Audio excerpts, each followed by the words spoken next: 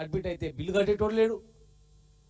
వాళ్ళ డబ్బులు వాళ్ళకు వాపస్ చేయకుండా 10,000 మంది జీవితాలతో చిలగట పడతా ఉన్నారు. ఇప్పటి వరకు 250 మంది చనిపోయిన వాళ్ళ జాబితా తీస్తాం. ఈ వేదిక ద్వారా ఒకటే డిమాండ్, రిటైర్డ్ అయిన వాళ్ళందరికీ వాళ్ళకి వెంటనే టోటల్ అందరికీ ఇవ్వాలి. విడుదల వాడిగేంది బిచ్చం వేసినట్ల ఇవాళ 10 మందికి 20 మంది కాదు. మీరు అన్ని చేస్తామని హామీ ఇచ్చిర్రు, హామీ ప్రకారం మేము అడుగుతూ ఉన్నాం. మీరు మొత్తం డబ్బులు ఇస్తామన్నారు, రిటైర్డ్ అయిన వాళ్ళకి అందరికి ఇవ్వాలి. 42% మేము 43% ఇచ్చారు, మేము 44% ఇవ్వాలి. ఎందుకంటే మేము 42% ఇచ్చినా 43 ఇచ్చినా మీరు ఎక్కువ ఇస్తామన్నందుకు మీరు ఇంకా 50% పైన ఇస్తామన్నారు. కనీసం 43% మేము ఇస్తే 44% అన్న మీరు పిఆర్సీ గడువు అయిపోయింది, 2023లో అయిపోయింది జూలై.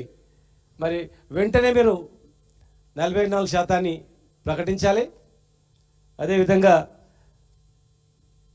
పాత పెన్షన్ విధానం తీసుకొస్తాం, కొత్త పెన్షన్ విధానం రద్దు చేస్తాం, సిపిఎస్ రద్దు చేస్తామన్నారు.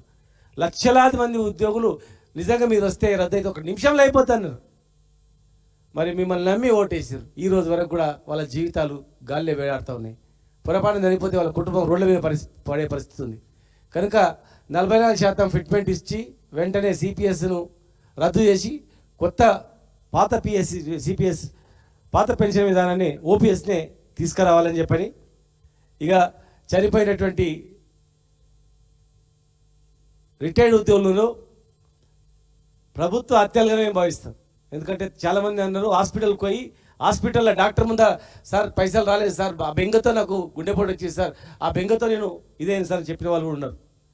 కనుక వెంటనే మరి వాళ్ళకు చనిపోయినటువంటి ఉద్యోగులకు కూడా ఒక్కొక్కరికి దాదాపు కనీసం ఒక 25 లక్షల చొప్పున కుటుంబాన్ని ఆదుకోవాలి.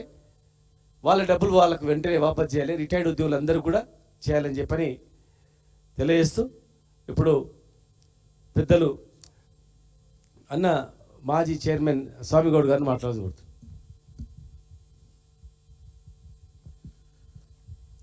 మీడియా మిత్రులందరికీ నమస్కారం.